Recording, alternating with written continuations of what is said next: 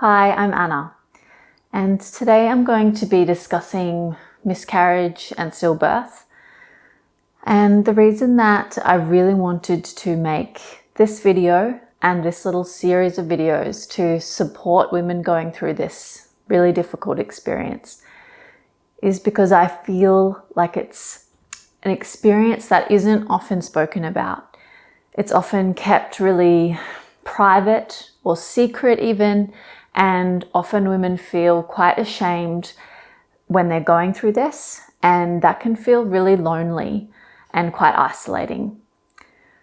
So I want you to know that if you're going through this experience at the moment, if you've lost a child, that you're not alone, even though it can feel that way, and you don't have to do this alone.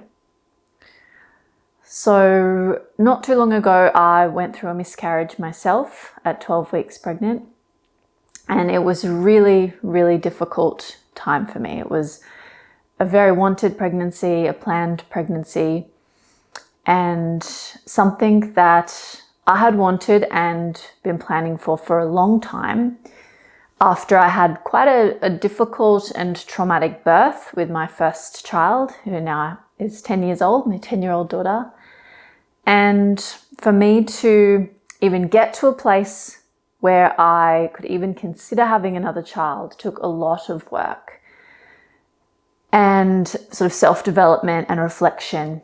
And so for me, it was a long journey to even arrive at that pregnancy. And that might be the case for you, or maybe it wasn't a planned pregnancy, but it was still something that you got really excited about and were looking forward to. And then it just gets ripped away from you just in this moment, and everything that you had imagined and planned and the life that you had visualized with that child is gone. So I firstly just want to say that I'm so sorry that you are going through this. Whether it's a miscarriage, which is classified as within the first 20 weeks, if it's a stillbirth, which is after 20 weeks, whether you've lost a child, early on in that child's life, or if you had to make the really difficult decision to have a termination for medical reasons, all of those, there's nothing in there that makes it better or worse in terms of it being early on in the pregnancy or later, or it's all just really, really hard.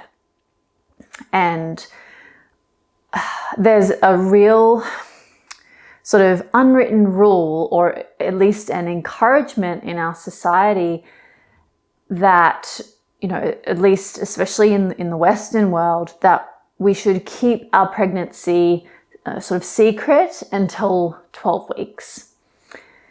This idea, I think, has stemmed from the fact that miscarriage is more likely in the first trimester. And actually 80% of miscarriages do happen in this time. And the current statistics in Australia are 1 in 4 pregnancies will end in miscarriage. So these are really high statistics. And so you can see how it sort of has evolved that people wait to announce their pregnancy until the end of that first trimester. This is obviously a really personal choice. It's something that I decided not to do. I did tell quite a lot of people, family and close friends, and within, very early, I think at about 4 to 6 weeks, I told people. This was a conscious decision that I made because I feel very strongly that women are quite unsupported to going through a miscarriage or stillbirth. And I felt that if that was something that happened for me, that I would want people close to me to know and to feel that support and care from others during that time. So obviously it's a completely personal decision, and whether you decided to tell people or not is is totally based on what you felt comfortable with. However, if that decision comes from a place of feeling shame or guilt, or feeling like you shouldn't tell people to protect them from feeling, bad themselves if something happens, then I would encourage you to really look at that and just have a think about why you made that decision, and is that really supportive of your journey going forward. So at first, when I did have my miscarriage, I did have this thought straight away, like, oh gosh, I've told so many people, maybe that wasn't the right thing to do. As the experience unfolded, I felt very grateful that I had told people. And so I'm quite supportive of that, of women sharing and opening up as much as they feel comfortable with, so that we can support each other, so that it's not an event that is surrounded by so much shame and guilt. There is, so many women do experience feelings of guilt and shame about themselves and ask questions like, could I have done something different? Why has my body done this? And there's a lot of self-blame. Can be a lot of self-blame around this type of event. And I did experience that as well. You go back through the pregnancy and you think, what did I do? And at what point, at what moment did this happen? And could I have done anything? And how did I not know? And all of these type of things. So there are a few different types of miscarriages, and everyone's experience is unique. I had a missed miscarriage, so I didn't know that I'd had a miscarriage until I went for my 12-week scan, in which they couldn't find a heartbeat.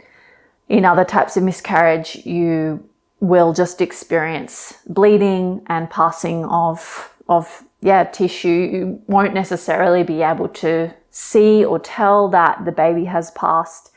Can just be blood and tissue and things like that. For me, and I'm sure for so many women, I felt completely blindsided by the experience. I felt like, I knew obviously that miscarriage was a thing that happens to people, and I just felt like that won't happen to me. So when it did happen, it felt like a huge, huge shock, and the grief response was really, really huge for me. So I just want you to know that no matter what you're feeling right now, the emotions can be so strong, and such a range of emotions. There can be, anger and shame and sadness and frustration and all of these things that can come up. And please know that all of that is really normal. I also felt, other feelings like envy and jealousy about, people that around me that were having babies or had just had babies or were pregnant. And that was really hard, because then you feel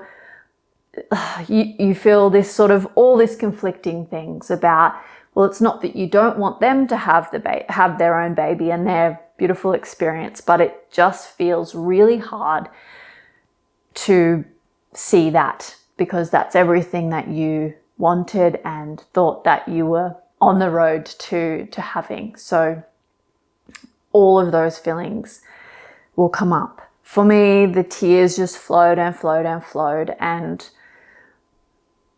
that was sort of come up at any time that I could just be feeling okay, and then a huge flood of emotion and the tears would just come again. So please be so kind to yourself during this time, and just see if you can sit with everything that comes up without trying to not feel it, shove it over there and get it out of the way. It's so important, if you are able to right now, to let that emotion come through. So something that I struggled with was why. And women I've spoken to have told me this as well, that who have gone through this, that question just comes up, why? And there's the question of, did I do something? But you also just want to know, like, what happened? They don't always know what has caused the miscarriage, and often there won't be answers, which can be challenging. Many miscarriages are caused by chromosomal abnormalities, and I think this is something like 50% of miscarriages are caused by chromosomal abnormalities. And this is something that is completely out of your control. This can just happen randomly when the sets of chromosomes just aren't right, and the pregnancy will be, naturally terminated by the body because of that. There are other causes. There can be issues with the growth of the placenta, which is what happened for me. There can be issues with the cervix. Perhaps the cervix opens prematurely. It can be, perhaps there was an infection present, or all sorts of different factors can play a role. Please know that it's not your fault, that you didn't do anything to cause this to happen. These things just do happen sometimes, and it feels really hard and really unfair. And to sit with all of that can just feel so overwhelming, and your whole world has just been turned upside down. So please just be kind to yourself and accept support from people as much as you can during this time. If people are offering, to make food or do something else for you, look after, if you've got other children, to look after them, just to give you this space to just be with this experience, then I would really encourage you to accept that as much as you can. I've made a series of short movement and breath work and meditation practices for you during this time. Personally, I felt during this time like I didn't have the energy to move my body. I could go for walks, which was incredibly helpful, but moving my body, getting on my mat and figuring out even what to do, I felt paralyzed. And I felt really, really strongly like it would have been beautiful to have some guided practices specifically for this to help me through, because I just couldn't bring myself to figure out how to move my body. I felt, just completely frozen. So I really hope that these practices can help you to feel into your body, to sit with the emotion and all the hardship of this experience, and that just know that you will move through this. It will always be with you. And this child that you have lost, that little being, will always be with you. But it won't always feel this heavy. Right. Thank you so much for clicking on this video, and I really hope that it has helped in some way, even though nothing can make this experience easier. And I really hope that these little practices do provide you some comfort during this time.